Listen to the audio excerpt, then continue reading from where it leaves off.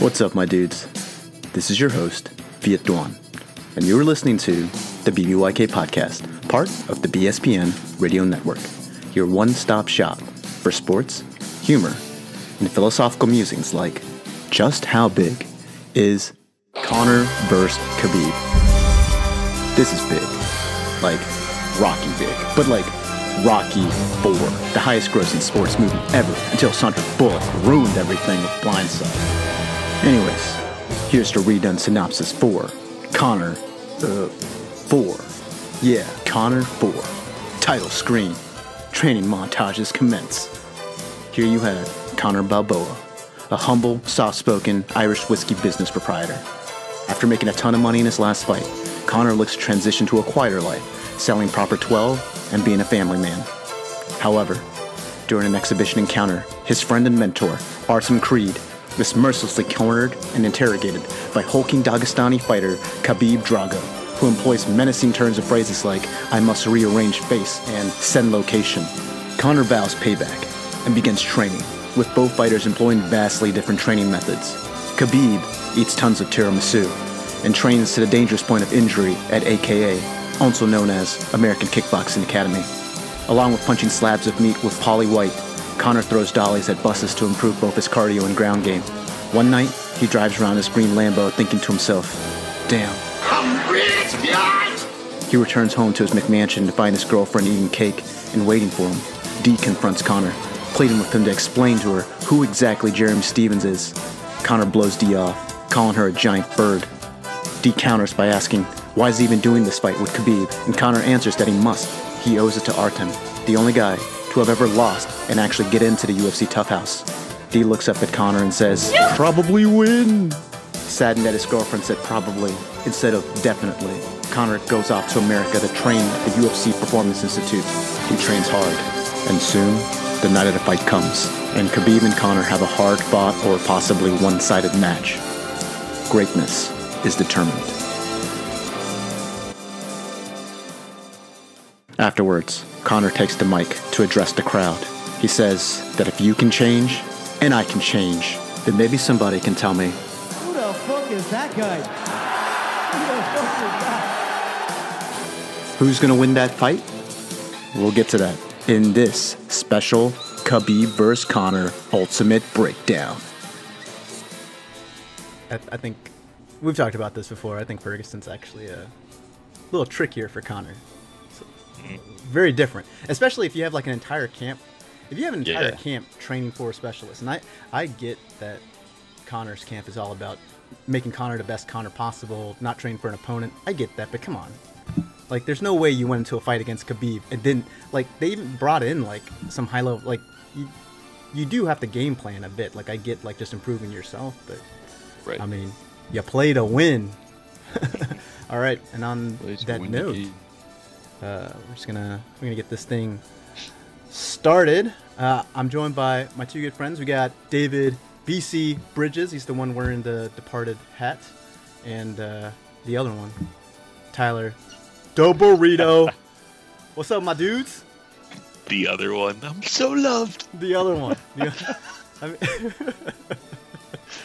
he's got the cool headphones. He's got the cool headphones. They light up when he's mute. That's pretty cool. So I guess you're saying Tyler's the alternate. Tyler's the alternate. Tyler's he's the Tony Ferguson. He's the Tony Ferguson of this trio. I'll let you, David. You get to decide which one's which. Just kidding. Boom, McGregor. Khabib. So you're saying David's the one who comes in fat and can't make the fight then? I just love tiramisu. So it winds up being me and Viet for the title. He really does. He just loves for another interim title. Oh, man. Oh gosh. Yeah. Actually, David, not much of a dessert guy. Like, what? You like pie? I guess pie might be something that you. Yeah, I like pecan pie. Pecan pie. That would be your downfall. Having an extra serving of pecan pie not make weight. I'm also kind of sucker for donuts when it comes to that kind of stuff. So. I don't consider a donut a dessert though. Just like. Yeah, it's breakfast, but it's basically dessert. Anyway. Dessert. Yeah. So. And there you go. That's the breakdown. That's the breakdown for UFC 229. Thank y'all for listening. It's like a donut. It's like a donut. Conor's like a donut, you know? I'm for a winner. So apparently Tim Hortons is totally missing out on this sponsorship opportunity. It should be proper 12 and Tim Hortons on the canvas. They couldn't land that when GSP was on top. Maybe. Yeah. You need someone else. By the way, rest in pieces your other Canadian superstar, Rory McDonald. Man. Sorry, my dude. Look, that was a rough outing. Look, when you try to go take a fight when the guy's got like a good 40 pounds on you, you're gonna lose. I know it wasn't really 40. Don't come at me. But, no, I get you. When has that ever worked out for a guy to go that further up in weight? When's that ever worked out for anyone? Hendo, Conor. That's two off the top of my head. Didn't go that high up. I did think that maybe McDonald would have had a shot just because he's a pretty big guy for a welter, but Saturday night when they stepped in the cage, you go, oh damn, like this is a pretty obvious size discrepancy here. They put out the numbers today. He only gained back like 2% of his weight going in. Oh, seriously? And Sassi gained like almost 9%. Yeah. Well, there you go. Over weigh in, right? Yeah. So Yeah. he was. It was tough. It was tough stylistically too for McDonald. Anyway, it's not like if you're like the smaller guy, you'd want to have like some kind of edge that you can. But it's like Moose is like good at the same stuff, and Mousasi he's a good fighter, man. He's a good fighter. Look, I still hold down president of 2 fan clubs, so just deal. It's not like this is the first time McDonald's lost or anything. It's true. It's true. I mean, this one isn't nearly the same years off your life type fight that he had with Lawler. That was crazy. Hey, honestly, he probably took less damage this one than he did against his win versus Lima. That was a war. So just just as an aside, it's like everyone's like, guys, when are you gonna get to Khabib Conor? Just 1 second, guys. But I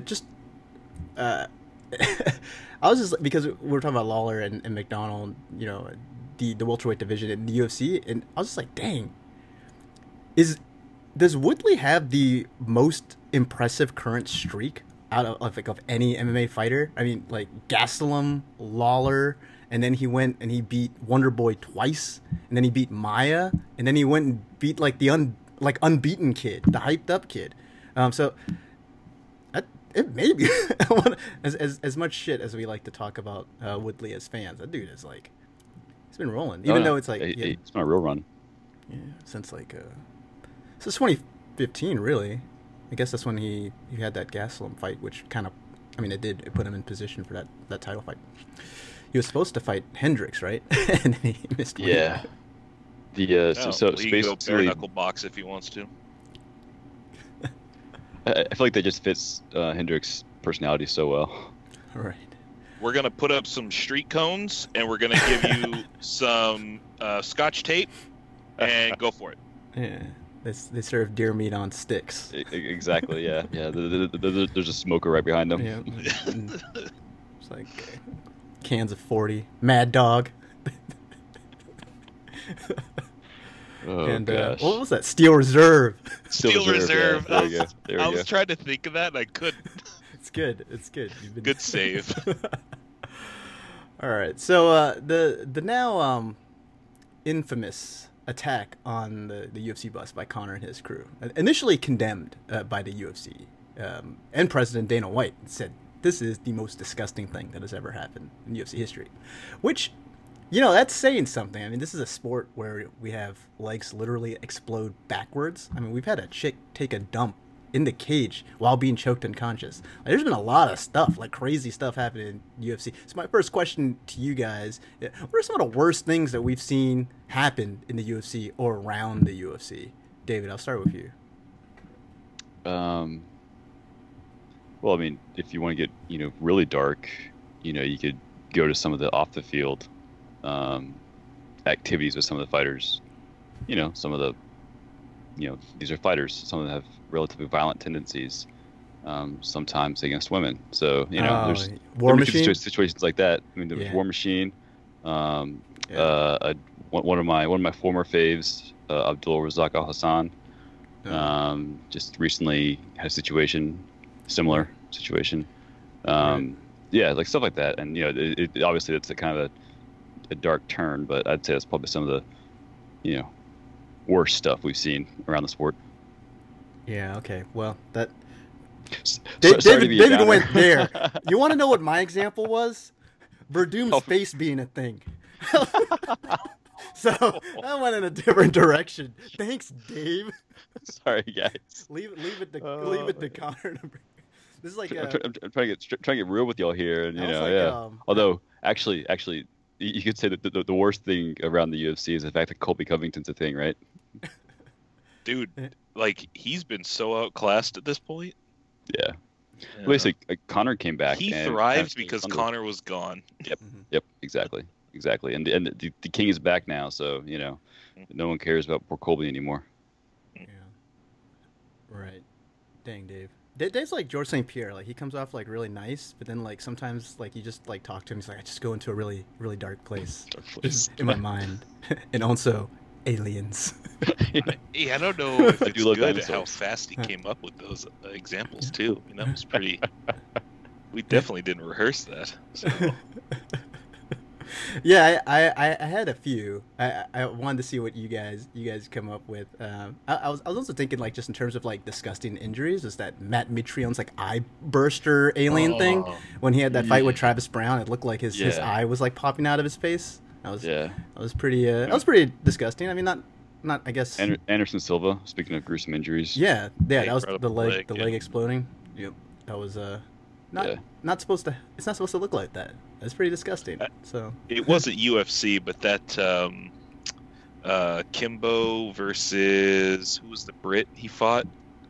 And his ear exploded on CBS. Yeah. Oh crap. Yeah, that was pretty rough. Yeah. Just because it was like free and live and open to as many homes as you could pump that into, and here comes a guy with targets hanging off his head, the size of his head, and you knew what was coming. Yeah. And it happened anyway. Yeah, Kimbo. Oh man.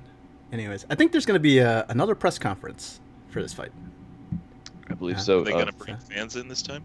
Yeah, that's what I heard. With the fans. So I guess that means we're going to be hooking you guys up with another reaction video. More of a hangout, my dudes. Sorry if you didn't get the memo. Didn't follow a typical reaction format. We're still learning, but we work hard. We try to get you guys enjoyable content. So we take every comment either positively or negatively. We take it constructively. So we're working on our game, but we'll do it. My nickname is Burrito. If you think I'm a professional, then I've tricked you really well. It points to me. You're a great actor, Tyler. So we started talking about this fight a little bit, and we brought up how sometimes you have these polar opposite style matchups, and they can be kind of painful to watch, right? Like the short-lived FX series, Bastard Executioner. This is actually one of David's favorite shows. It can be completely unwatchable. I gave that show so many chances. But like the star of that show, Ed Sheeran, if this fight ends up being like super competitive, then that would be perfect. I want to bring up something that grappling coach John Danaher brought up, and I want to get hear your thoughts on this. And he basically says that the fight game can be broken down to three facets. So basically there's three parts, and he says that if you have someone that can master all three, then you're looking at someone that's probably going to win about 90. I don't know how he came up with that number. He's just like a guy that masters all three is going to be nearly unbeatable. So there's three parts: the setup, pace of the fight, direction of the fight. What do you guys think? Fair enough? Yeah. Makes sense. Yeah. So From a coaching perspective, it makes a lot of sense. Yeah. This might come as a surprise to you, Tyler, but he said the only person that he knows that has mastered all three is surprise, his former pupil George St. Pierre. Of course. So applying this to Conor, he says that Conor has mastered the setup, like by far. He's in fact, in his mind, one of the best setup guys. His judgment of distance and his ability to set up counter strikes, some of the best in the game. And if you watch some of his fights, that Eddie Alvarez fight, the Jose Aldo fight, his ability to trick guys into thinking he's a little bit further away and then go in and set up, just set up with his hands. He kind of does like some crazy things with his hands, and just subtly move his feet in the distance. His setup is top notch. But he says Conor's only like average, above average in the other areas because of the way he fights. Either he's going to be a counter striker and he doesn't really get to dictate the pace. He's kind of dependent on the other person. He's waiting for them to draw it out. And in that sense, he also doesn't dictate the direction of the fight. Like if a grappler's coming at him, then he's more reaction, trying to stuff the takedowns, go back and then set up his stuff. And then also if he changes gears and wants to be the aggressor, we've seen him. Now, we're going to talk about Conor's weaknesses, and there are quite few. But we do see him gas out a little bit. His cardio is a bit of an issue. So when he tries to push the pace, his game doesn't quite allow him to fight at that level. And so he says that, for Conor, setup, he's mastered. The second two, just above average. Khabib, on the other hand, he says the setup is quite horrible. It's actually below average. His striking is fairly poor. He's got a couple things. We'll talk about this in a bit that I think, I don't know if we'll work against Conor. Let's just say that there are things that I find successful in the sport of MMA. It might work against Conor. It might not work against Conor. But generally, his striking is bad, and therefore his setup game overall is really bad because his opponents kind of know what he wants to do. Not that that's a bad thing. He still has a lot of success, but his ability to push the pace and dictate the direction of fight are both at a very high level. And in his mind, talking about John Danaher, Khabib is a master of direction of fight. Anyone that fights Khabib has to fight a Khabib-style fight. You're either moving on your back foot and stuffing takedowns while trying to throw off counter shots. There's no way to not fight Khabib like that. It's hard to make Khabib go backwards. So we're seeing guys that are both, I think, pace of fight above average guys, but one guy really good at the setup, one guy really good at the direction of the fight. Let's start breaking it down. Let's start with Khabib. David, what are some of the things that you see Khabib? We'll just talk about these guys generally, and then we'll start talking about how it applies to each other. What are some of the things that you see Khabib do that you're just like, damn, this is why this guy is unbeaten, and why we kind of, we kind of talk about him a little bit. I mean, like now that he's fighting against Conor, it's kind of like, oh, this is the real deal. But he has a little bit of that mystique for a while. It's kind of like, can anyone beat this guy? Right.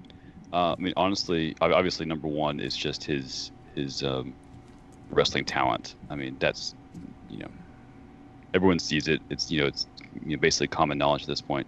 But I think one of the main things that makes his wrestling attack work is just his natural athleticism, his just natural brute strength that he has. I mean, the guy is, incredibly strong for someone of his size, or just in general, but especially for someone of his size.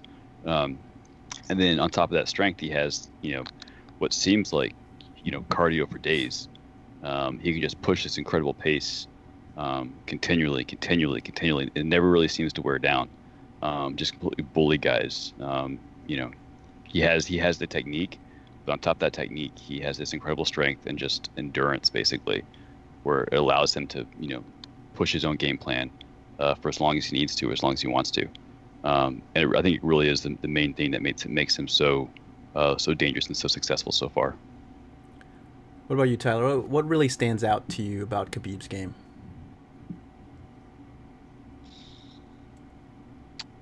He's got the ability to get the takedown when he wants it, which you should expect from his style of fighter. The thing that's really stood out for me watching his stuff, though, maybe not a positive, and I don't know if we want to go this direction, but like he'll set up combos to strike with, either to open up his shoot or whatever. Back up a little bit. He in the standing game defends really well. Like his hands are up, he defends. When he sets his combos up, he totally loses all his defense. And he's committing to the combo and then potentially going for the shoot. It's scary to watch that if you think about you can get away with that against lesser tier fighters, not to throw anyone under the bus, but like you can climb through UFC ranks because not everybody can just flash their hands up and clock you when you're not thinking about it, right? So it's always worked for him that if he's holding his defense, he just holds it, and if he throws combos, he throws them, right? There's no in between, it seems like. Now that he's at the point where everyone he's going to be fighting is looking for that, that's going to be a problem in his game. So I'm curious how much that's been a focus for him in camp, especially now that he's the one holding the belt. Right.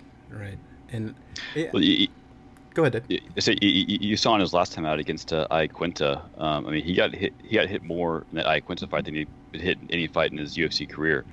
And Iaquinta's a pretty good striker, but he's definitely not one of the I would say top level strikers in the division. And yeah, so you see, like, he definitely has some real holes there. Yeah, I think I agree with you guys, and we will get into some of Khabib's weaknesses, just talking about how incredible of a grappler he is. I think what happens when fighters fight him, especially strikers, you can't open up the entire package because of the fear of being taken down. And so you kind of have to rein in your game a little bit. And I think just going by John Danaher's like logic and the way he looks at the game, I will posit that it makes sense that right now Khabib is the favorite, at least betting wise. Now we'll get into that and see if we agree with that. But I think you could make an argument that let's just say these guys are equals. They're not the same stats, but like on UFC, the video game, they're both 99s, right? It's just like their stats are put a little bit differently. And I think the thing is, there's nothing in Khabib's game that he can't use in this fight. You could argue that maybe there are some things from Conor's game that he might not be able to use, and we don't know if that's going to apply, but we do know that when Khabib has fought high-level strikers in the past, we're talking about RDA, Johnson, Barbosa, he was able to eliminate some of the tools that make him very effective strikers because they were so afraid of being taken down. So let's start the conversation there. Let's talk about the current champ, and not just the favorite in betting lines. He seems to be sort of everyone's like trendy pick. Like, MMA if you think Khabib's gonna beat Conor. So let's just get down to it. Khabib, he's a forward pressure guy. He a little messy with the way he kind of sets up some things, but what makes Conor so great is that he can operate on a very instinctive level. He slips punches that other guys would sort of eat if they want to throw something. It's really incredible how he works in space. Khabib is kind of like that when it comes to grappling. Just his ability to control your hips when he gets in close, your wrists. He's operating on a different level, and I think it's not so much that it's like he's thinking about it going through the process. I think it's because he just has it down to like, he's been doing it for so long. There are instincts to him. And so he's just really, really freaking good at it, right? But to get there, he's going to have to throw something, right? He has to get there. Conor's not just going to let him run it. Well, Conor will let him run in, and he'll catch him real quick. So what are some of the things that we've seen so far? Now, Tyler, you alluded to, and you always want to see this from fighters. How much did he improve? Has he added something to his stand-up game, his striking package that would allow him to maybe give Conor a different look that we're not used to? We haven't seen it, so we can't say that he could do that. But we have seen his other fights, and we do know how he likes to strike. What are some of the things that he does do, David, that you think might find some success? Not winning stand-up. Let's get that out of the way real quick. Khabib is not going to win a stand-up battle against Conor. But what are some things he can find success with to fight his game, get in close? Honestly, like his the way he pressures, because obviously his whole goal is to get in close so he can drag his opponent down. We saw in Conor's fight against Mendes. Mendes had some success there early in the fight by being able to pressure Conor. Conor was there trying to hit the counter, but Mendes was able to get in, firing off quick combos, some heavy hooks, and was able to close the distance very quickly just by being aggressive like that. You can't be afraid of taking Conor's shot, because if you hesitate, then he's going to hit you. But if you just don't think about it and go in, throw your combo, get in close, that's probably his best option there for getting the fight to where he wants to take it. I think that's pretty good. I think he just doesn't have much, man. Yeah, I mean, like he could do basically. Here's the thing: he could do basically every. There's no. I mean, he can throw. You want to see a jab? He can throw a jab. It won't be the best jab. You want a hook? He can throw a hook. It won't be the best hook. I think you brought up Chad Mendes. We will be talking about Chad Mendes a bit. I think that fight is a good blueprint for Khabib. Going back and watching that fight, you could see why people were. There was a reason why people were slow to the Conor hype train. And if you watch that fight, it almost seemed like Chad Mendes lost that fight more than Conor won it. Like he went for that sub. Yeah, he went for that sub, blew out his arms, and got up and was just gassed. Now, Mendes, in my eyes, looked pretty gassed, just even from the top position. Who knows how that would have gone if that fight kept going? But at the time, we didn't really know what we could see with Conor, and it could have been, if that fight dragged on, maybe Conor slowed down too. So, a lot of things that he could do there. I think Chad Mendes. I don't think Chad Mendes is a better striker than Khabib is, so he's not going to be able to look at that. Plus, Chad Mendes more of a traditional wrestler, so he's going to go for like your power takedowns, your doubles, your singles, whereas Khabib more of a trip or forward pressure, get you up against the cage, and then work from there. As far as the striking go, again, he could do basically everything, but I do like his uppercut. I don't like the fact that he overuses it, and I think Conor can capitalize on it. But I like it. It's an athletic move.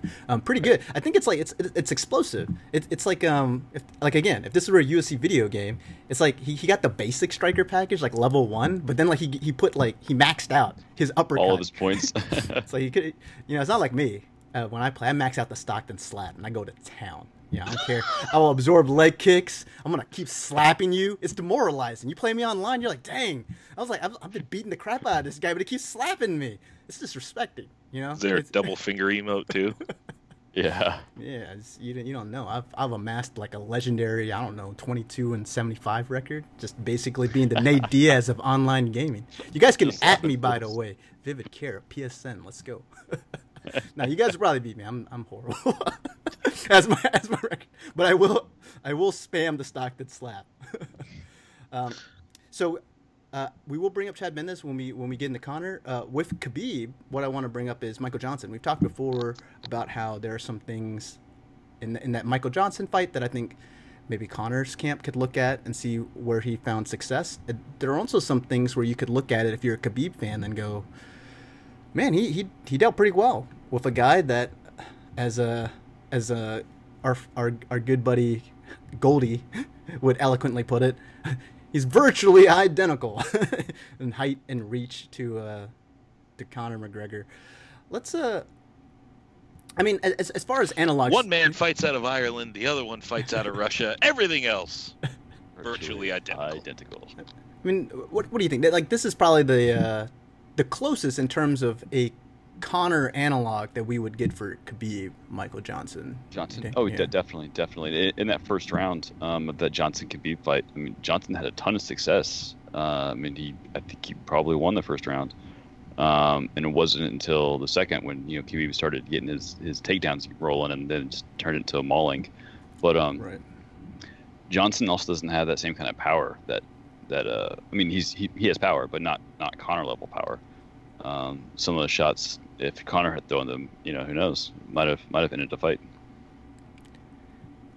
Did you see anything in that fight regarding Johnson's takedown, or at least takedown defense strategy, that you think maybe like avoided if you're Conor, or things that you think like, oh well, I could see why Conor's better equipped to deal with these situations?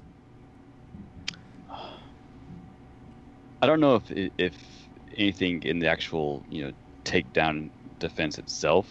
I think the big part there is basically just Conor's power. Like I said earlier, I think that's the main difference between those two, and the fact that if Conor hits you with that left when you're coming in, you're going to stop. Like you're going to pause there. Conor can hit you with the left falling away. It doesn't matter where you're at. Exactly. He can be taking 3 steps back and clip you, and you're going to feel it. Johnson didn't have that same kind of, stopping power. And I really think that's honestly Conor's, biggest takedown defense in this fight. His power. Yeah. It was a big fight for fight fans, the Johnson-Khabib fight. It was where is Khabib actually at? And I think for many fans, if you weren't on the Khabib hype train, this was kind of like Leonidas throwing a spear at Xerxes. It's like, oh, dang, the dude bleeds. But, okay, this is my opinion. Mm-hmm. Going back and watching that fight, I don't think Johnson actually had as much success as, like, our minds are, like I think it's a little bit of revisionist history there. And I think a big part of it is because Joe Rogan is so gosh darn animated, and he can make things like he can color. He's a color guy, and he can make things sound a certain way. And you go back, and I'm watching it, and there's a part, and it's like Joe's like, "Oh, he tagged him. He hurt him bad. Oh, Khabib is hurt. He's hurt. He's wobbly. He's hurt. He's moving around." I mean, this is like I got it written down. This is literally what he says. "Oh, he's still in trouble, Mike. His legs aren't under him. His legs are not under him." I mean, it's like, damn, Joe. It's like should have called the amber lamps right then and there. It sounded like some dude was straight up getting murdered in the cage. I went back and watched that. He got him with the left, a left that would be very similar to the way Conor would throw that counter left. Everything after it actually whiffed, and then the big hook that you saw Khabib. That was really the thing that like made everyone go ooh. Right. It was actually like on the glove, and you could see Khabib move with it. I don't know from looking at it. And I'm not like I'm wearing a Conor shirt. I'm just looking for a big fight. I like both of these guys, and I don't think I was like biased one way or the other. Khabib didn't look to me like he was actually wobbled. He kind of like has like a weird little awkward way of like moving in and moving out. Anyways, no, that's true. The entire way he works is kind of like weird, right? He has the Philly. Well, we'll get into that in a bit, but he kind of like Philly shells up. He fights like Mayweather, which gave Conor a lot of problems. So, but yeah, actually, you do make a good point with Khabib's movement, because you're right. He does have kind of like an unorthodox, kind of awkward gait sometimes, if you will. But he's got to, right? Like that sets up the shoot. Right. Yeah. I mean, if you look at well. any of the really good ground fighters, when they're setting up, they've always got weird entrances, right? Like look at when John Jones not George wants to go to St. ground. No, not George St. Pierre. I'm not talking about my idol right now, damn it.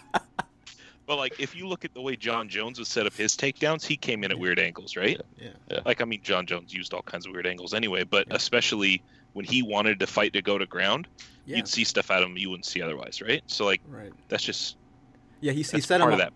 He set him up with clenbuterol. That's how he set up his takedowns. That's how he set up his takedowns, Tyler. Okay, so I guess what I'm trying to say is, I don't know if Michael Johnson actually had that much fight, so that may not have been like like Khabib's got a weakness or whatever against guys that like, kind of like we overblow Conor's inability to stuff a takedown or do anything on the ground, despite the fact that he's a brown belt in Brazilian Jiu-Jitsu. I think we also tend to do the same thing with Khabib's strike. Again, we just talked about it. Very basic package, but it's effective in its own way. But I think right here I'm talking more about his striking defense, which is way more important in this fight. It's kind of like with Conor, like his ground game. We don't care how good his takedown offense is. He's not going to go for a takedown against Khabib. We're talking about his takedown defense. So I think we need to focus on not so much is Khabib like an effective striker and he can do stuff. I think it's also important to talk about his defense. And I think that fight illustrated that it was pretty good. It was pretty good. But I think you could take this two ways. One, you could take it like, man, Khabib has better defense, better reaction. He moves well with the strikes instead of against it. Two, Khabib's chin then wasn't as tested as we previously thought. We thought maybe he got rocked, was able to still secure a takedown, and then win that fight by blowout. So, I mean, there's two ways to look at that. If you're a Khabib fan and you go, yeah, I mean, he fought a good striker and it wasn't nearly as bad as people are making it out. Or you could, if you're a Conor fan, you might say, well, no one's actually like hitting him like as bad. Right. Like if he actually was able to block some of Michael Johnson's punches, then that means his chin hasn't been tested. So what happens when Conor connects? Right. So I was just alluding to this defensively. Khabib, he likes to used that Floyd Mayweather defense, man. It's a less elegant version of the Philly shell. We talked a little bit about this in our previous podcast, but he does a really good job of always protecting his head, and that's really good against most fighters. It's just the way Conor throws. It's really straight down the middle, and he's good at making sure you're not going to get him with the hooks. So I'm really wondering like what he's going to do there. I'll get into some strategy in a bit. I think a lot of feints and head movement. No, not really. I think level changes. I think he's got to like really sit down. Make Conor have to throw something going up. Right. Make Conor have to like fight a little bit differently. I just think that the way Conor strikes is the way Khabib has traditionally defended against fighters. It won't be as effective against a guy that fights like Conor. But it works for him. It works for him. His defense. What do you think, Dave? Like what do you think are some of the adjustments that he'll have to make, or if any? Or is it like, no, dude, you go with who took you to the dance. You fight with an awkward Philly shell. Don't change it up for Conor, even though. I mean, it worked for Floyd really well against Conor. Again, Khabib not nearly the same boxer that Floyd is. Right. But do you think he makes any adjustments to his stance or anything like that, or is it just kind of like, no, it's worked? I don't think so. I mean, he, like you said, kind of like dance the one that took you. He's had a very long and very successful professional fighting career so far, undefeated. And hasn't really changed a whole lot up, at least recently throughout his career, and it's been very successful. I just have it's one of those things where I have a hard time seeing Khabib changing much up until I've seen it. He hasn't quite shown that track record to be the kind of guy that makes these, game plan changes, between fights. I think the big thing that Khabib needs to be working on is got to be his cardio, right? Like his key to win, now I'm going GSP on you, is the GSP plan, I think. And it's probably not going to be the way he fights, but he's got to use his champion's advantage, especially being a dominant ground guy versus a dominant striker, right? So he's got to take this fight all 5 rounds, in my opinion. 'Cause I don't think he can submit Conor, but I think he can take Conor down. I think he can do it a bunch. So the question then becomes, whose gas tank is better? Can Khabib do that for 5 rounds and gain that advantage, or will he gas out like 3.5, 4? I think it depends. I think it depends on how Conor, but I think it depends on how the fight plays out. I think they just have different energy systems. If this is on the ground, Khabib can go 5 rounds all day. Yeah, on the ground. Conor will be dead after 1, maybe 1.5 if this goes to the ground early. Oh, right. Yeah, it's one of those things. In terms of cardio, like he might, and then he might have been shot against that in that Mendes fight too. He was able to get up, still had power, and ended up finishing the fight. But yeah, I agree with you, David. In terms of what I think we're gonna see, but I think. For this fight against a guy like Conor, I mean, sometimes you make special adjustments for some guys. Like majority of the guys, you fight the way you fight because you're so successful and you're so freaking good. But against that one special guy, maybe you do change it up just a little bit. And you fight in a way that you've never fought before. Now, part of that is sometimes you get to learn from trying something against a guy, and then you come back and you do better. Conor against Nate Diaz. He went in there and just fought a really weird fight for Conor and just basically blew out his gas tank. It was done. Right. Nate took him down. Nate. By the way, I don't think Khabib's going to do that. I think if Khabib gets it down, I think he'll want to ground and pound. He's not really like a submission guy. He's kind of more he just lays it, beats you, and then he kind of like puts his arms out. He's like, "Do you want to put your head in now? I can just put you night and end the suffering. I will end this for you. I will end this for you. The suffering. I mean, that's a good thing for a champion to fight like, though. Yeah. It is kind of funny looking at the like the stats for Khabib, because the striking stats are kind of hilarious. They're completely one-sided, but it's literally all because of all those ground strikes, all that ground and pound that makes, because it's not the stand-up, it's all these ground and pound strikes that just make the numbers look totally out of whack. Right. How do they calculate significant strikes on the ground? Because not all strikes are the same on the ground. It's crazy. You got like some like tap on the head, and like some of those are like crazy. You get the entire core into it, and he rains down. It can look bad. That Barbosa fight was just like, you felt bad for him. It's like Khabib can make you feel bad for his opponent. Yeah, you felt bad for it. You're like, Barbosa, come on, man. Like what? Just George St. Pierre did it. George St. Pierre tapped the strikes. It's fine. There's no shame. You can go to hell, sir. Sorry. Hey, you know what? I'm agreeing with you. Have Khabib go with the George St. Pierre game plan. I guess that means employing a lot of Superman punches and lots of Vaseline when he's on the stool. It's a deadly combination.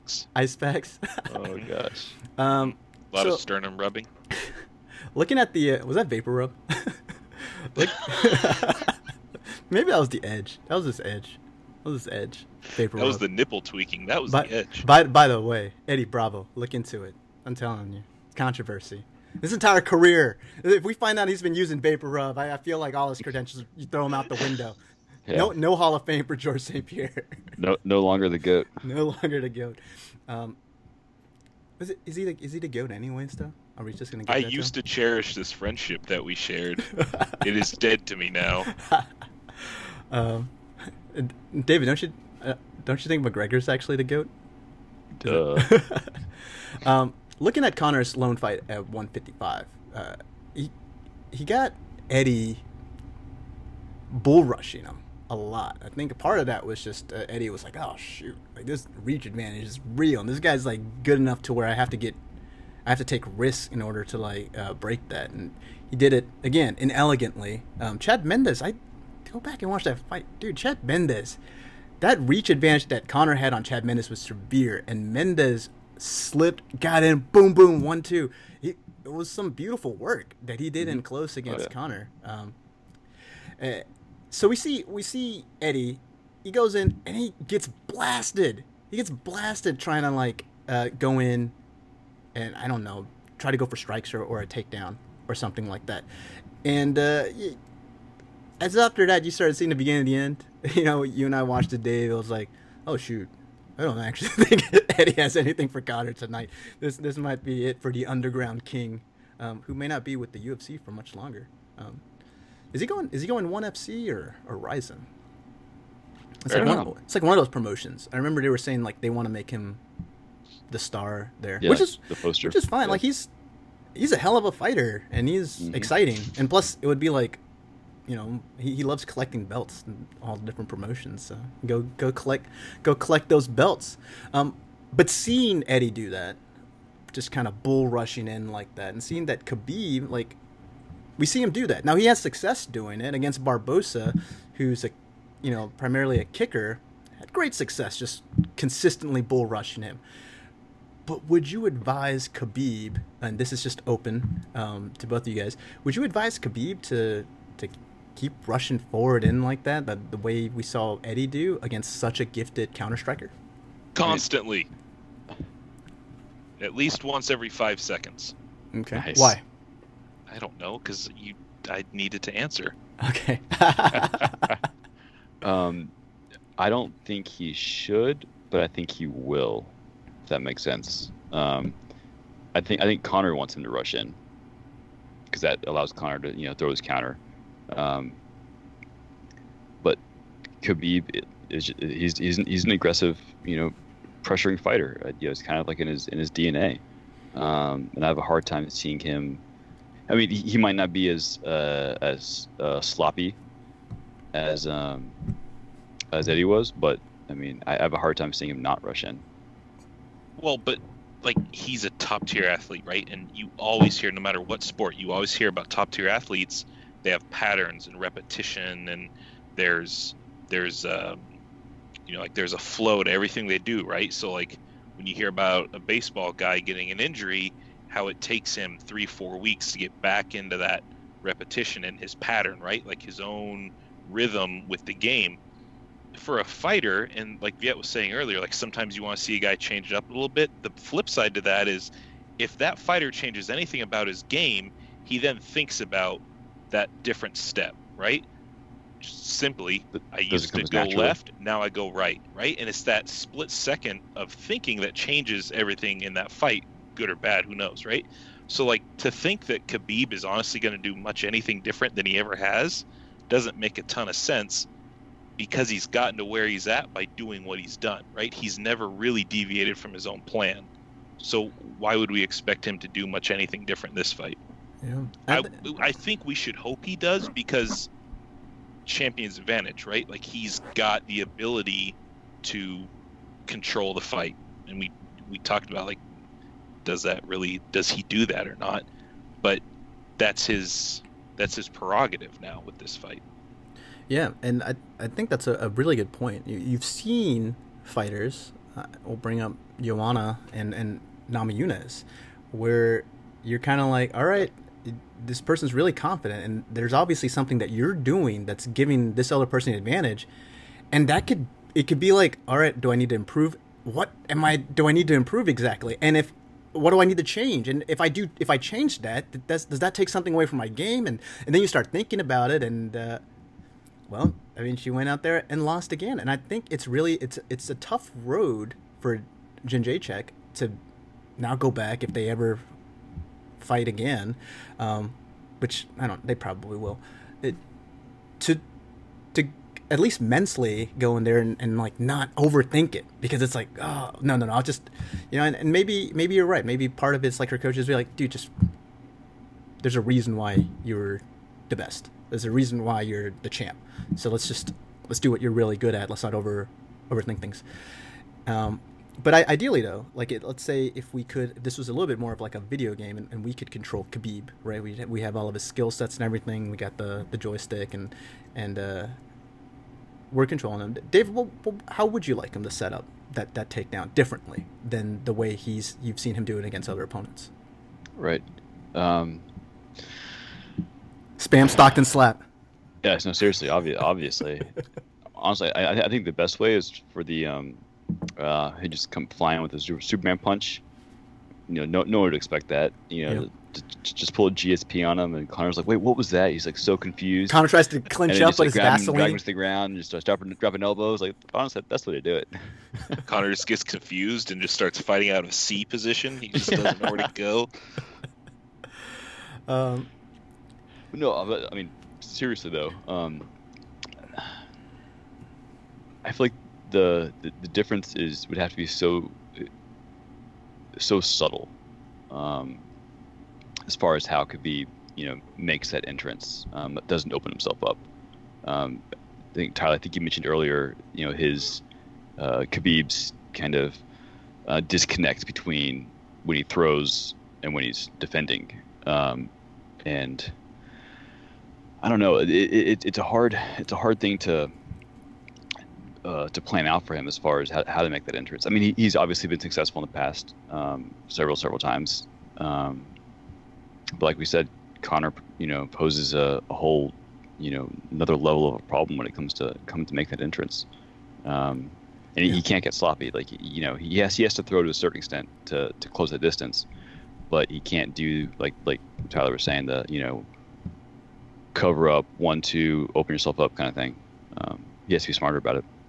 How's this for political? I agree with both of you guys. I agree with Tyler. I don't think we're going to see much difference, but I also agree with David. There are some things that like we could project success. Like we could be like, oh yeah, if he did this, he could find success. And I think kind of just not really tweaking. I just think being smarter about the way he fights and looking at opportunities. Is Conor going to throw kicks at him? I think that's something we're going to talk about when we get to Conor. Is he going to throw kicks? How's he throwing punches? How's he looking? How's he moving?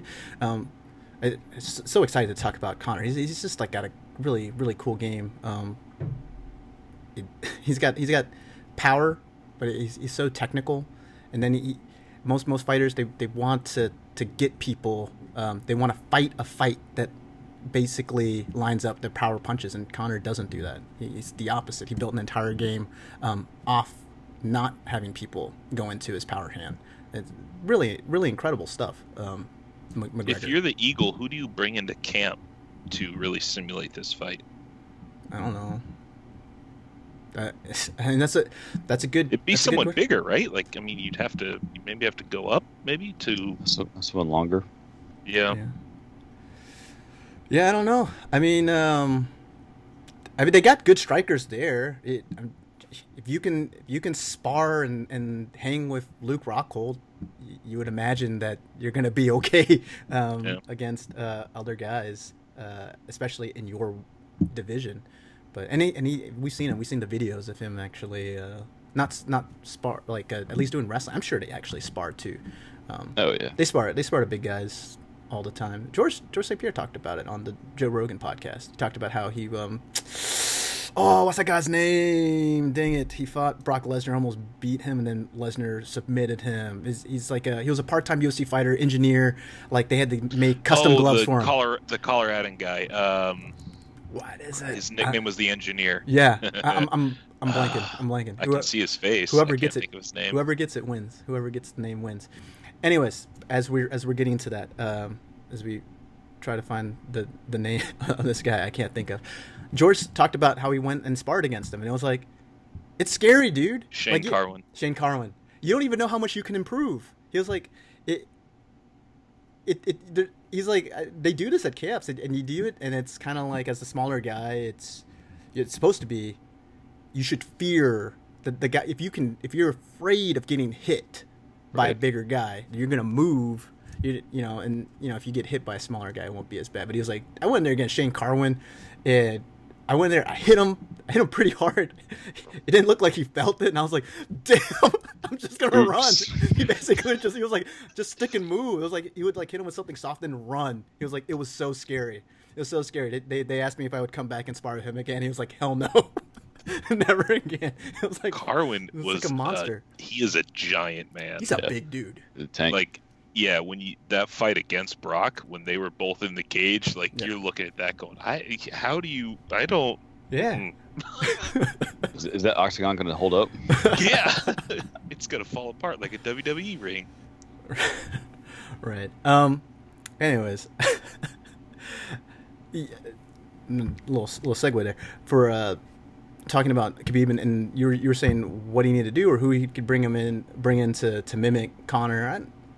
I don't know if like you can. That I don't know how helpful it is. I don't know how helpful it is to, I guess, just getting conditioned to seeing a person move a certain way. But I also kind of feel like it builds up maybe a false sense of security. Like you're like, oh, I've seen that. And then you go out there and it's like, wait, no, actually Conor's completely different. Like you saw it with Eddie. You can't. Yeah. And you would imagine Alvarez probably also brought in guys that mimicked Conor and Cam. He went out there was like bamboozled. He was like, what the hell? This guy's so much faster than I anticipated. He's so much more like technical than I anticipated. And he hits so much harder than I anticipated. And you could just see he was just like razzled like from the start.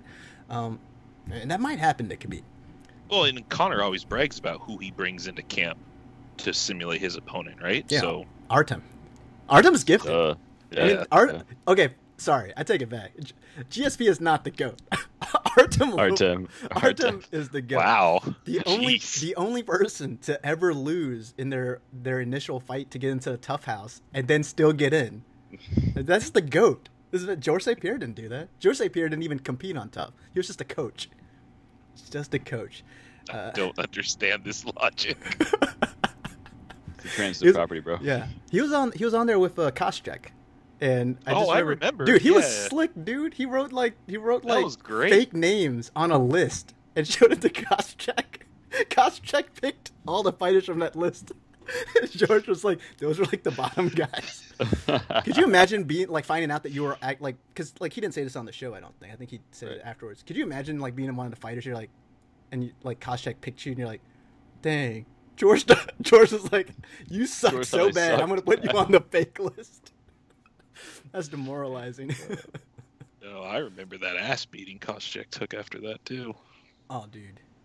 Well, again, a lot like Moose and Rory, right? Where it's like, all your strengths are this guy's strengths. He's just bigger and more athletic than you are. Mm-hmm. So it's like Pacheco's like, well, I can't take George St. Pierre down, and I can't stand my stand-up.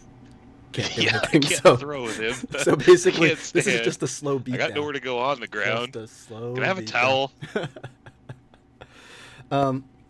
So going back to this Conor Khabib fight and bringing up Eddie Alvarez and his lack of success, I actually think some of the things where he lacked in success were just shortcomings for Eddie Alvarez and might not necessarily be shortcomings for Khabib. For one, when he started bull rushing forward and you were like, yeah, Khabib does that too. If you get a really good shot, it could be lights out. And Conor could definitely do that at any point. But I also think, like, at some point you have to shoot your shot. Now, we'll get into when I think Khabib should start doing this. But at some point you got to shoot your shot. If it's striker has an advantage, if it's just going to be a stand-up battle and he hasn't been able to get in close, you got to imagine even if Conor hasn't really hit him that hard, Conor's going to win the fight. Because it's going to be Khabib trying to get in, get tagged with a little something. Maybe he's not actually hurt, but he's getting tagged. He's probably not really hitting Conor much in those exchanges. And they go back to their corners at the end of one, maybe not much action, maybe a lot of like Conor like just running, stuffing takedown attempts, and Conor's have won. And Khabib's going, well, dang, it wasn't much, but I'm losing. You go in there, round two. You got to think, all right, so what's the strategy here? I think bull rushing the way Eddie Alvarez did, if Conor hit him, but from the momentum from it carried him to the cage. Eddie Alvarez isn't really good at setting up takedowns against the cage. Khabib is a beast at doing that. Eddie Alvarez more of your traditional takedowns, single leg, turn on it, or knee tap, turn on it, get you down. Khabib, he really likes he likes those trips, but against the cage, his work is phenomenal. And he just kind of like slowly, it's like an anaconda, just wraps you up. And it's a little like a Damian Maia where he gives you openings where you think you're winning. Like he'll give you fake escapes, and it's like the way you're trained. You're like, all right, oh no, he doesn't have pressure here, so I'm going to move to my left or to my right. I think I saw a video of someone breaking that down with that Iaquinta fight, where Al posted up against the cage and started going one way, and Khabib basically allowed him to start going up that way because that's just the way like you would post, and then like try to get back to your feet. And then was sweeping the opposite direction. Now, all of a sudden, Khabib's momentum was just getting him stuck back against the cage without being able to move. Now his legs are trapped by Khabib's legs. Khabib can do that to you. In short spaces, this guy is incredible. So I think that bull rushing, you know, if you look at it, not like necessarily to like land, and not necessarily even to like land the takedown, but just to have the momentum carry you guys just like off of like a chaotic exchange against the cage, that could be something that Khabib wants to look at. Let's see here. Let's go back to that Johnson that Johnson fight that Khabib had. He secured the takedown. It didn't seem like Johnson had much of an answer for it. And then they went back to their corner, ended the round, went back to their corner. You could just tell Johnson looked very dejected. Went back and he did the same thing. He took him back down, tied up Johnson's right leg, launched him. And this was just like one of, I feel like a bunch of different ways that Khabib can go in there and get the fight to where he wants it, right? And spoiler alert, but Johnson isn't like he's actually like a decent wrestler. He was a really high ranked, he was top ranked NJCAA wrestler. So he comes from that background. He's pretty good. He looked like an amateur out there. So if you're a Conor fan and you're going, well, yeah, Johnson's takedown defense isn't on Conor's level. It's not, his wrestling is on Conor's level. I'd be like, hey, like hold up. Like jiu-jitsu and wrestling, it's the same. They're both grappling, but it's very different disciplines in some ways. And to stop the kind of takedown that Khabib employs, Johnson was, not well equipped, obviously, but you would think from his background he would have some tools. He did not. He was not able to do anything. So let's get into the bro here, guys. The blueprint to rule the octagon. Let's try to come up with a game plan. All right, and No, Tyler, taking it to the ground. That's Skip Bayless level. I'm expecting more from you. What does he need to do against the crafty Irishman? Let's go. We'll start with Dave. Khabib needs to take it to the ground. Oh, beautiful. Yeah. Beautiful. Yes, he does. But he needs to be smart about his entrances. He needs to, I guess, find out whether or not he can take one on the chin from Conor. Because I really think once he's on top, like it's that's his world. It's there. He just has to be smart about making that initial entrance, or however many entrances he needs to make. He just needs to be smart about it. Don't get sloppy. Yeah. Tyler? I think you just got to be patient. Like, to your point, the smart entrances, I think he's got to understand that that's not going to be there early, right? Like, he's got to open those shots up, and he's got to set them up with simples. Like I said, when you see him throw like his combos that he's got in his head, it doesn't work against Conor. He's got to get the simple strikes. He's got to get the pace, and I think then he can get into the situations where he's going to take it to the ground. But it's not going to happen right away. He's got to be okay with that. He's just got to be able to. Yeah, I mean, that first round is going to be tough on him. But if it goes past round one, then I think he's got his best advantage at that point. Yeah, I agree with both of you guys. Again, you guys are so brilliant today. On your game. Smart. On your game. So smart. Thank you. Thank you, guys. Thank you for bringing your A game. I really appreciate it. Help make up for my lack of hosting skills. I'm trying to get there. What's his name? The guy that does the breakdowns with Ed Hardy? Dan Hardy. Dan Hardy, yeah. I just read I was his like, thing Ed earlier. Hardy, what? Yeah. What's his? I should be more like that. Just like, And he also throws kicks. You need to be more like my fellow Canadian Ariel Helwani. That's what you need to really look up No, to. that guy's that's the goat. That's the real goat. That's the goat of the MMA journalism game. He's the George St. Pierre of MMA journalism. Or is he the Conor McGregor? I don't know. No, he's the George because we're all Canadian. We're clearly superior. Okay, right. We'll let you think that. You were born in the U.S., Tyler. Shut up. I mean, let's be real. Let's be real, my dude. All right. Yeah, you guys are. I think you guys are both right. I'm gonna build off that. Please jump in whenever. I think he needs to let Conor press the issue early on. Let Conor feed off the energy from the crowd to put on the show. I think Conor puts the pressure on himself. Like, you watch the Nate Diaz fight. He went on I forgot, it was like Jimmy Fallon. I don't forget what late night show, but he went on some show and was like, "Oh yeah, I'm gonna end this with a capoeira kick." Dude actually went out there and threw a ton of capoeira. Like, you're maybe gonna land that. You're not gonna land that against any decent right. MMA fighter. You're definitely not gonna land it against Nate Diaz. He went out there, it was like, no, he wants to put on a show. This is a showman. This is why he's so. That's why we love him. Like, you don't have to like Conor the person, but Conor the fighter is one of the most entertaining people that's ever fought. Hey, what's up, little man? We got a cameo. Look at this guy. Oh, he's got Legos. It's pretty cool. Hey, what are your thoughts on George St. Pierre, little guy? It's overrated, right? Uses too much Vaseline, vapor rub.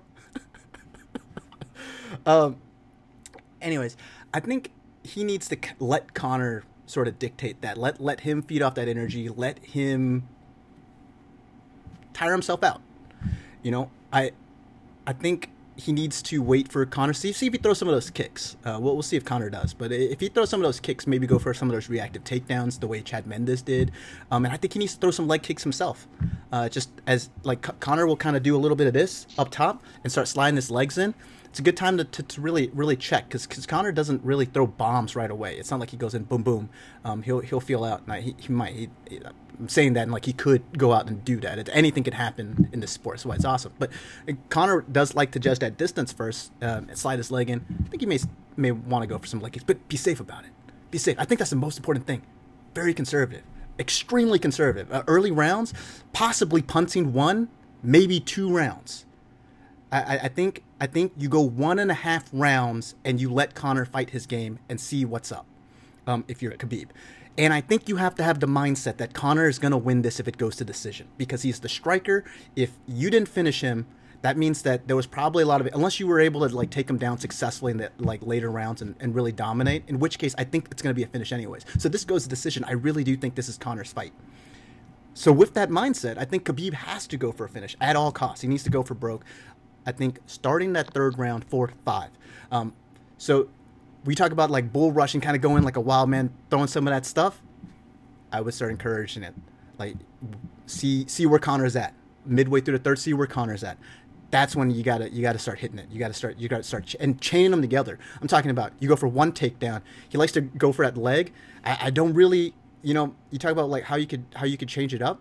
I'd like to see him do that. Like against Iaquinta, he kind of let it go, and then he went back to reset. I'd like for him to grab that. If Conor's able to get out of it, he's going to run backwards. I'd like for him to chase him, run after him, almost like tackle him. I want him to grab him, put his arms on him again.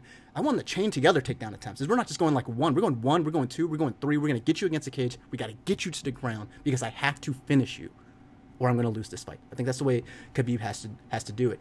And it's all the way in or all the way out. There's no hanging in the pocket with Conor McGregor. I want him to be out of the safe distance. They always say, like in boxing, if you don't want to get hit, just move backwards. Right? There's no slipping. There's no anything from the punches. If I'm back here, you can't hit me. I'm just out of your reach. Right? When I'm back or all the way in, and I want to be furious once he goes in, like just like boom, crazy man, maybe a little wild. I think that could work for him, especially if Conor starts tiring out in the later rounds, and secure those takedowns. And I'm talking like we're not going to try to strike with Conor. We're not even going to like do like the no slipping and ripping. I don't want like that stuff. Even if those opportunities become available, I want him to use it to capitalize on closing the distance, getting a hold of Conor versus trying to damage Conor with strikes. Don't give Conor the opportunity to. I just don't think he can hurt him enough, even if he has the opportunity to like really land something on him to stop Conor. And I think if he chases that, or if he chases submission, it's going to be a lot like Chad Mendes. We're going to see Conor be able to. Conor's got a tough chin, man. He's got a tough chin. He's going to be able to withstand that, and because he has the power advantage and because he's a superior counter striker, even when he's tired, he's going to be extremely dangerous. So none of that. Extremely conservative, and starting that third round, go for broke, chaining together takedowns, take it down, and you got it. I think he has the mindset. If this goes to decision, I'm going to lose, and don't overcommit, and no risky submissions. Keep beating down Conor. Hope that he tires down. 4 or 5. I think Conor will look differently if he's able to get a takedown in the second and put it in his mind, and then the third, maybe start running his game a little bit. So, I don't know if you guys have any. Makes sense. One of my favorite fights ever was Forrest George St. and Pierre Rampage. No, actually, no. Smart ass. No, it was Forrest and Rampage, and it was when would that have been? Like 09-ish, I think. When Forrest like broke Rampage's leg basically, and he had a grapefruit right underneath his kneecap. Yeah. And it was leg kicks, inside, outside. It was just leg kicks all night long against Rampage's lead leg, because he knew if Rampage closed the distance quick enough, he was just gonna beat Forrest's head in, and that was lights out, right? Forrest knew that, like there was no way around it, right? If Rampage got inside, I'm dead basically. And so all night long, it was leg kicks to the lead leg. And they weren't like, I don't know if you can rate them or whatever. They weren't like the most intense leg kicks you're ever going to see in a fight. But they were constant and they were consistent. And by the third, Rampage was already having trouble with it. And I think going into the fifth, he could barely stand on it. He took a leg kick late in the fight, and it just completely collapsed him, right? I don't know if that's the answer for McGregor, but you would hope to see that Khabib finds something that becomes that kind of go-to for this, right? Like, I don't know if it's just even a feigned jab or something that just throws McGregor off of his own timing and pacing so much that as the fight goes on, you can just tell that Khabib is going to keep taking more and more of the momentum and more of the fight his way, just by something simple. I don't know what it is. I'm not that smart, but like, hopefully he's got guys around him. Hopefully he's got guys around him that can figure something like that out, right? Because that's going to be his meal ticket. Yeah. Yeah, I hope to see something. And the feint jab is actually, he likes using that and draw out that. He against another guy, he would actually like to draw out that straight from Conor. It's just a little risky business, it's like playing with dynamite. But that is how he likes to set up his takedowns. And we'll see. I don't know what we'll see from Conor. Conor's so good. Conor could be conservative himself. So I mean, we'll see. I would imagine if Khabib is able to have any success in either rounds 1, 2, or 3, that we'll see Conor start headhunting, and I think that actually opened things up for Khabib a bit. I want to, if he is fighting, we're talking about like all the way in, all the way out. I would like to also see him really sit down on his punches, maybe go low, go for the body, react, and then drive into the body, depending on how Conor deals with it. Right. I mean, David, you brought this up earlier. It's like Khabib, one of his strengths is strength.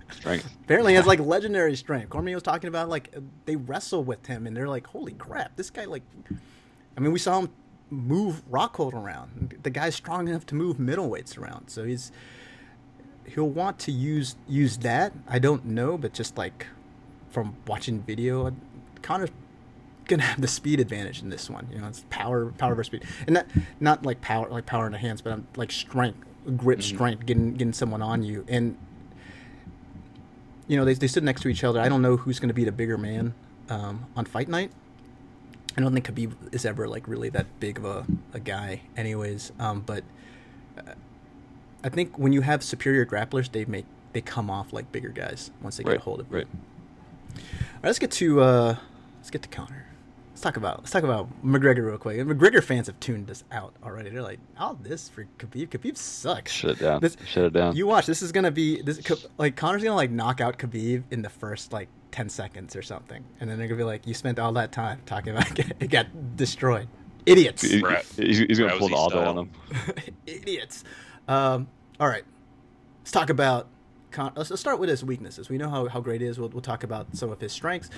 Start with his weakness. I feel like each time he fights, fans come out and they bring up some perceived weakness, right? It's ground game or something like that. And he proceeds to crush his enemies, see them driven before him, and of course, hear the lamentations of the women. For reals though, it's got to be his cardio, right? Like if there's a hole in his game. Yeah, it really is, and it's something I mentioned earlier. With one of Khabib's strengths being his strength and his own athleticism and cardio. Conor, he has a good 2 rounds in him. After that, it's pretty suspect. And you pair that, lack of good cardio with the just draining style of fighting Khabib. I mean, Khabib makes you work. And that's a bad combination for Conor right there. Right. When you talk about his cardio, it was hard for us to tell early on that was a weakness because he was just finishing guys in the first round. Yeah. But you're right. Things do get dicey when they get dragged out. Diaz was able to submit a tired Conor and was able to turn a one-sided affair around in the championship rounds against them. I mean, if you watch that fight, you watch the first 2 rounds. We were watching it with a friend of ours, Sean, and he was basically like, call the fight. This is like inhumane. He's just destroying Nate. Rounds 4 and 5, Nate came back on strong, and I don't know if that's the resiliency of a Nate Diaz. He's kind of a zombie like that, but also like Conor slowed down significantly. Those first few rounds, he was sharp. Leg kicks, sharp combos, in and out. Like, he was tagging Nate, putting him on the ground, and like Nate just wasn't doing much back. He couldn't get him back. So, and it's a bad sample size to look at the Mayweather fight, but it was his main problem in the Mayweather fight. I mean, other than not being that good a boxer, but like other than Mayweather being way better than him at that sport.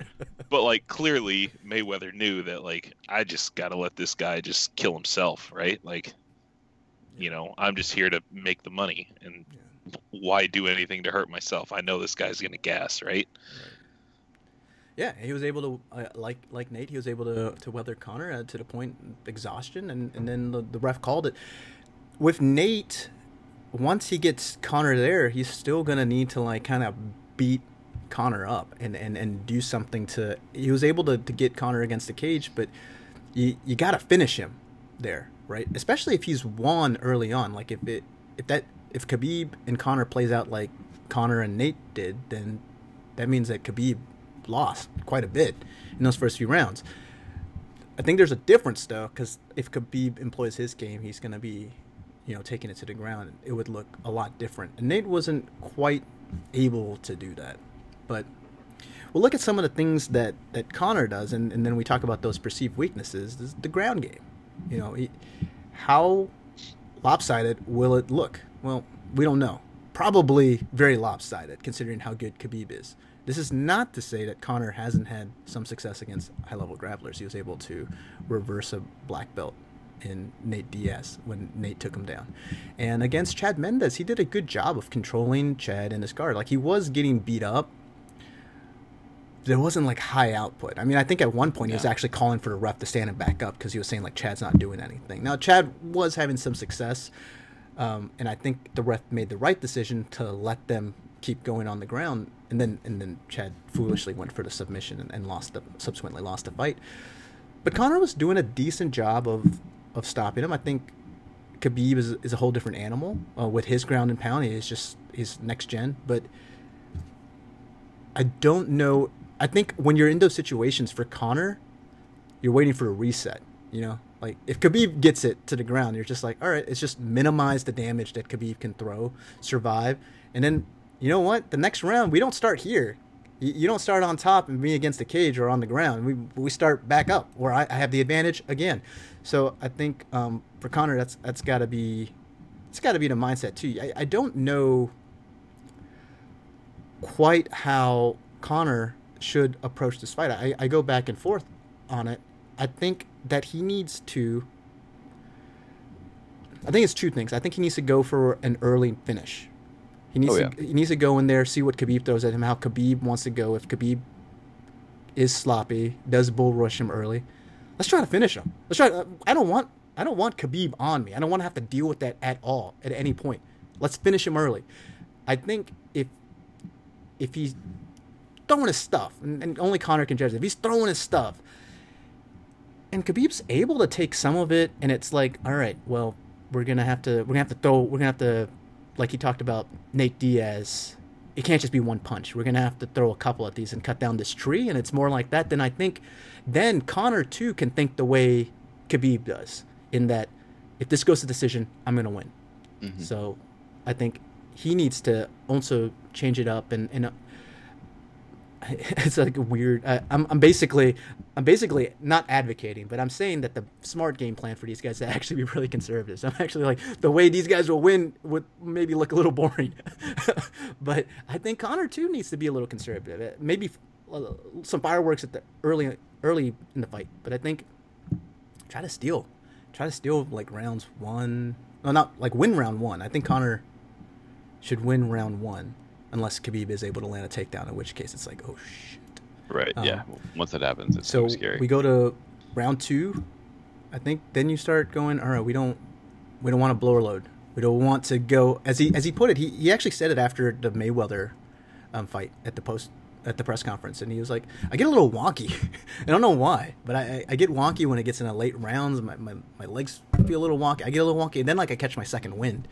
Right. But he showed that in Diaz fight too. Yeah. I mean, I know Diaz, had the stronger of the fourth and the fifth, but McGregor did show some real resolve there at the end of the fight. I mean, basically saved it for himself. Or is that just when the whiskey kicks in? Is that all it 12. is? Yeah. Yeah, it could be. Maybe that's what it is. It gets a little wonky. The problem here is, if like he gets a little wonky, he starts like going like this. Mayweather was able to capitalize on it. Nate tried, but the thing is, if you're kind of a little tired yourself, you just kind of move forward. Your minimum will press you against the other guy. The most likely scenario is you probably will clinch up against the cage. Not a scenario that Conor wants. It's just like a completely different energy system. And even if Khabib is as tired as Conor is at that point, he will never be as tired from a grappling standpoint as Conor is. And Conor's got to be mindful of that. So we'll see. We saw him literally run against Nate. I wouldn't be surprised if we got to rounds 3. I'm not joking. I wouldn't be surprised. Kind of like Al did when he's like rips his leg out. You spin, rip your leg out away from Khabib, and then you run. Just run. You're Yeah. Get to the other side of the cage as fast as possible. You know, so I'm like, he needs to. So basically, I'm telling Conor needs to like take a page out of American football. You know, stiff arm, spin move, get to the other side. You just need to like buy time. No, I'm just kidding. That would probably burn a lot of energy. But I think he's got to be smart too. And then maybe you could start. It depends. Like if he's like losing, I just don't know. It's just weird for me to see Conor ever really down on the card and not be nearly finished. I think if Conor is losing the fight is probably almost over. Yeah, that's the way I see it. But I do see a fight where Conor can go the distance. So I think Conor wins either by a flash KO early on in the fight, or he's just able to survive anything that Khabib throws him. It's a little bit like a reverse Yoel Romero. Like Yoel Romero was like had the power, but like a grappler version of that against Whitaker, where I was like, Whitaker was tagging him, and then all of a sudden I was like, oh crap, I still got to deal with this monster. It's gonna be like that. You know, we've Do you seen. think McGregor could survive 5 rounds? We'll see. I think. See, we talk about his cardio, right? And like Yeah. I think some of the biggest factors here are like the obvious ones, right? Like he's been away from the UFC for 2 years. His cardio during that time really didn't improve, and we know that because there was a boxing match where we could see that it didn't really improve, right? So, and you're coming back into potentially 25 minutes in the octagon against a guy who would love for it to go 25 minutes, right? So I don't know, man. Like, you know, and I know you said it, so I don't want to harp on it, but like, this thing goes past 3. I don't see McGregor pulling it out in 4 and 5. I don't see him getting the finish. Like, I could see him surviving. Yeah, but is surviving winning? Surviving When will you're the challenger? Yeah, I think so. I think if you're Conor, I think if it's close. I think so. If he does enough in the first 3, I can see that. But I also kind of agree with Tyler here in the fact that I do have a hard time seeing it go 5, and those last 2 rounds just not being utter domination by Khabib. I could be totally wrong. It's just, you know, based on the cardio and based on what we've seen previously. I don't know.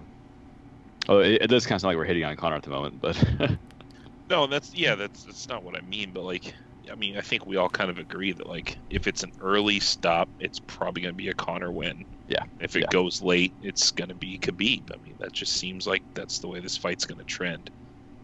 I mean, unless you see it differently, Viet, do you really think that McGregor could? I mean, 4th round maybe, but like 5th round, do you think McGregor pulls it out and wins? No, I'm saying like in that's some sort of stoppage in 5th. No, I'm saying like that's like the one scenario I think won't happen.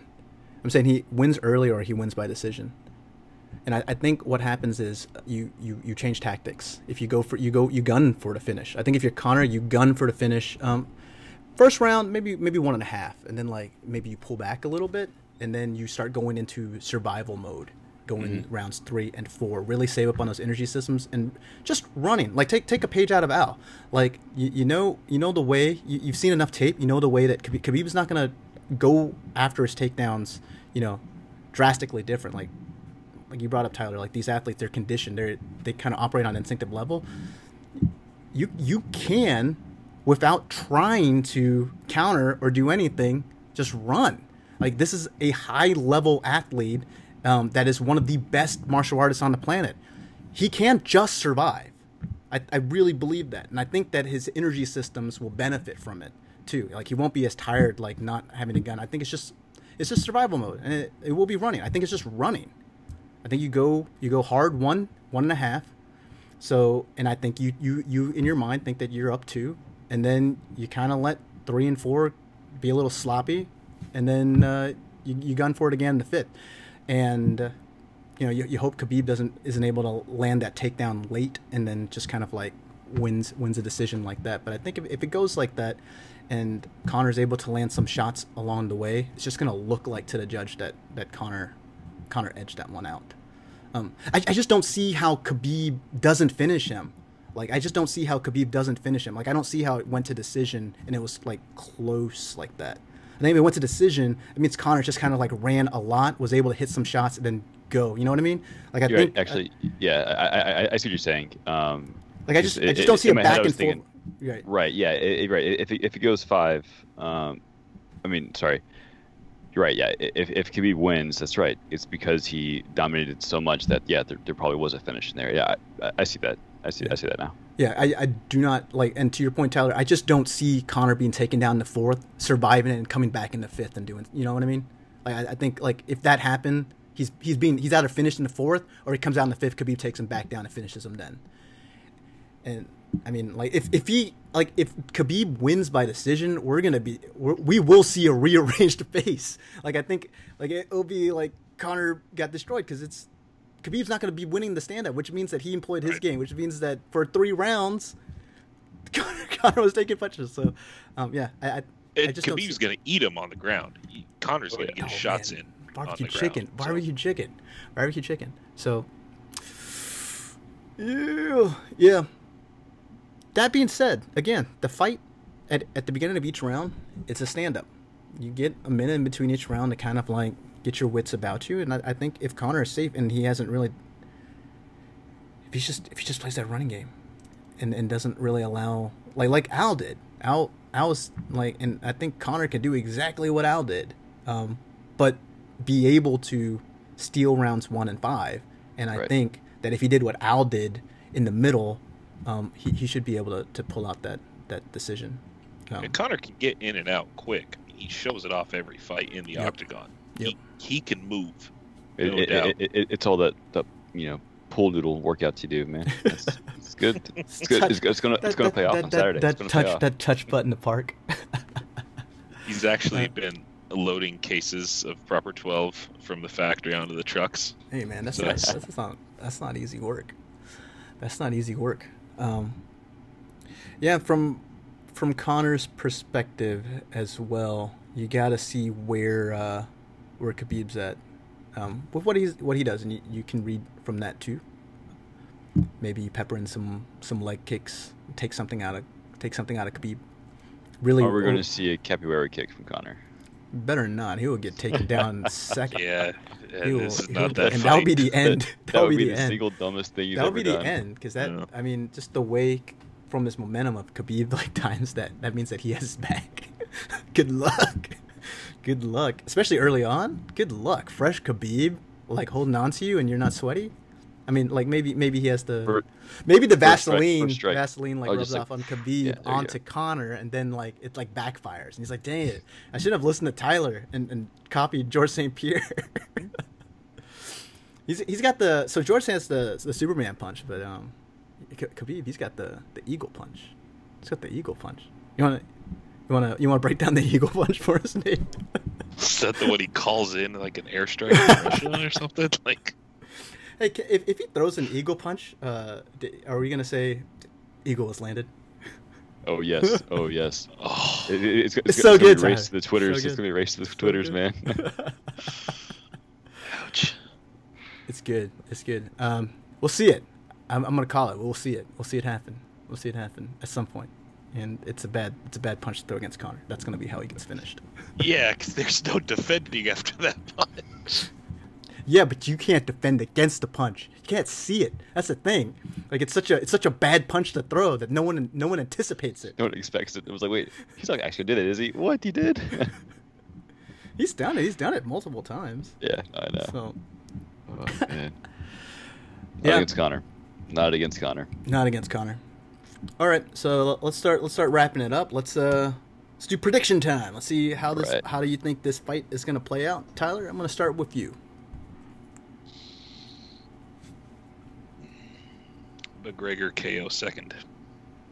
Ooh. Nice, Dave. I don't know why. That's where I'm at.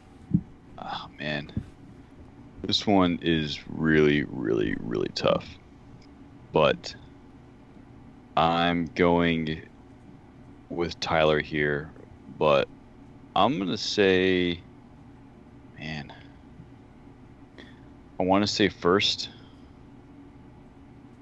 Yeah, why not? Conor KO in the first. Nice. I'm gonna go with Khabib. But the thing about McGregor and the reason why you'd like his chances at any time is just the X factor, right? He's got the power at any Left moment. hand. He's got the confidence in knowing that even when he's losing, like against Chad Mendes, where he was just basically on the ground for an entire round, eating elbows, gets up, finishes it. Last 10 seconds of the round. Yeah, Just pop.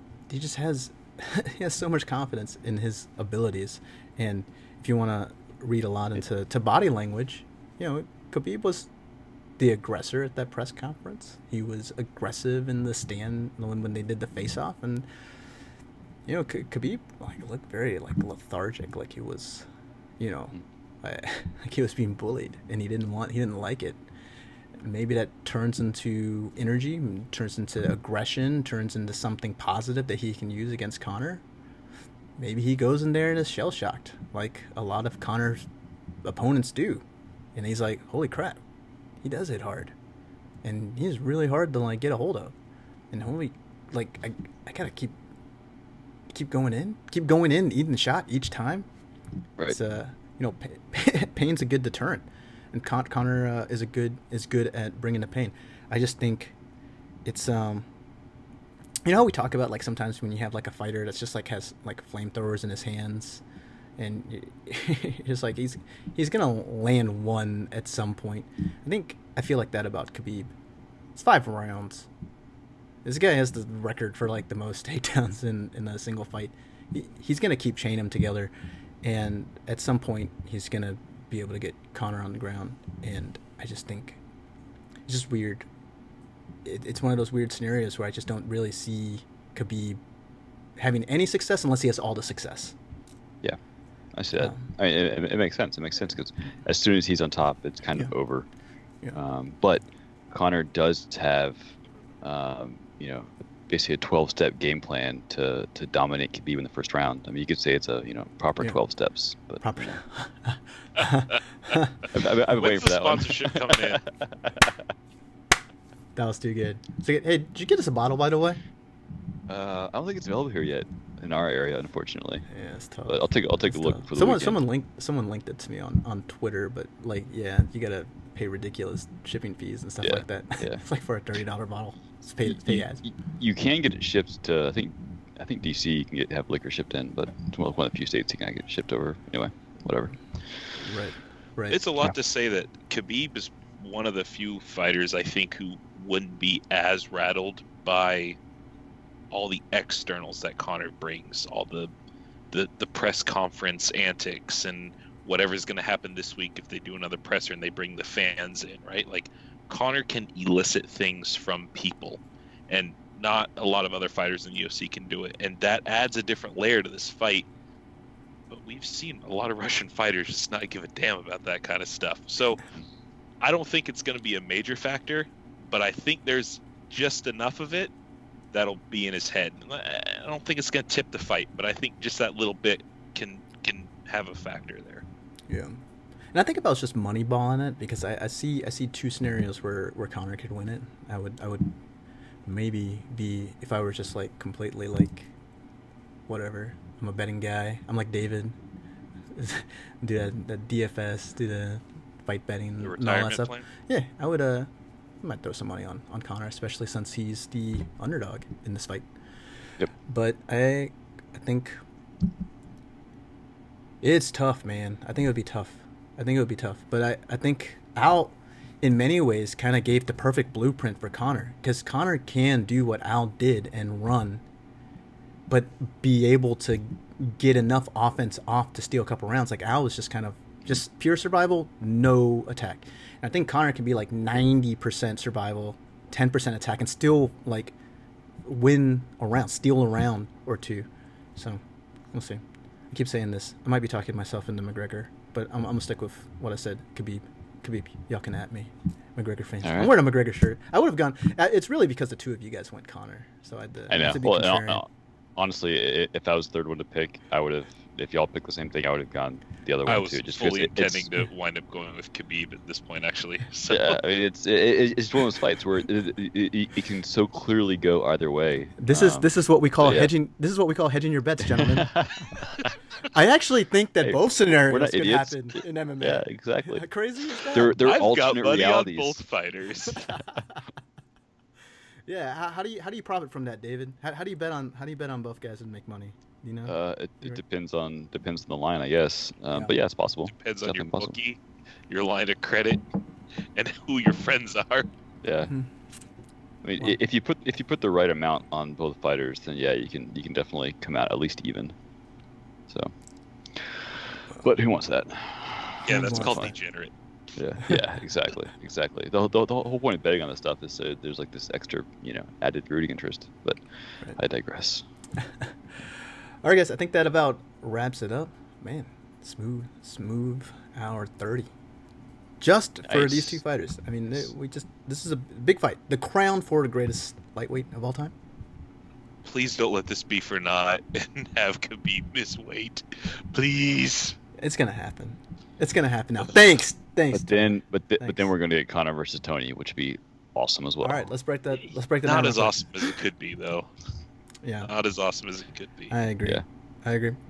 All right, guys. I appreciate you coming on and doing this. Again, you guys Likewise. need to follow my man David here. He does hook you up with legit betting, DFS, all that stuff. He's probably gonna be doing one for this card. I don't want to put you on the spot. I'm assuming you I will. I will. Yeah. So check him out at David L. Bridges. Should change it to David BC Bridges, but whatever. We'll let him keep his middle name Lee. Whatever.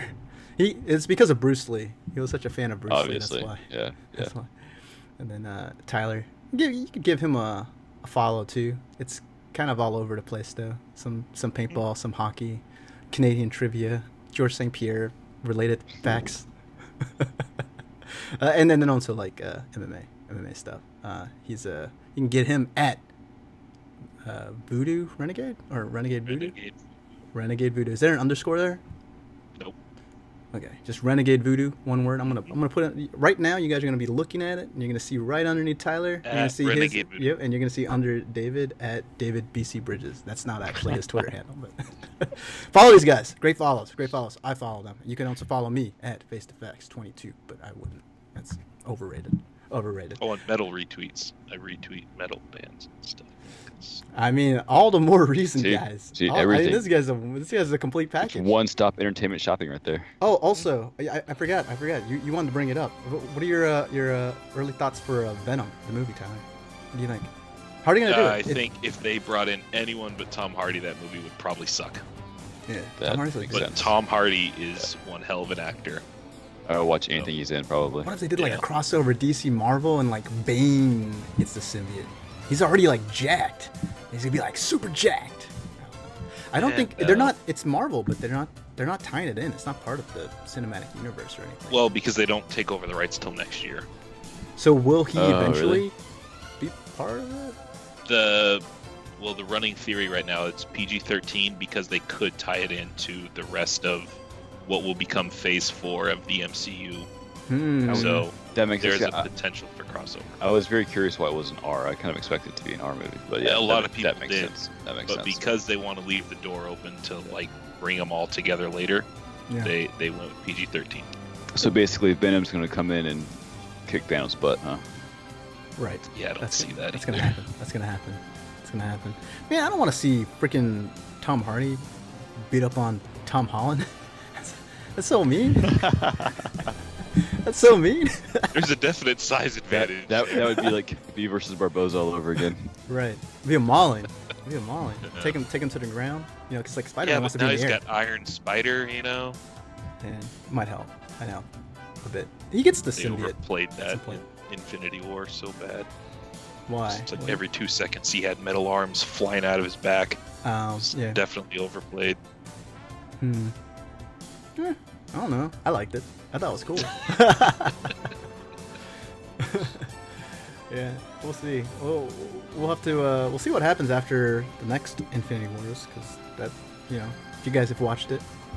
Though I'm sorry, but like when you're like this far out, it's like screw spoiler alerts, man. By the way, everyone dies. It's on video now. Like, you know. Yeah. I think is that the rule? Once it's on video. I It's like, think so. I think so.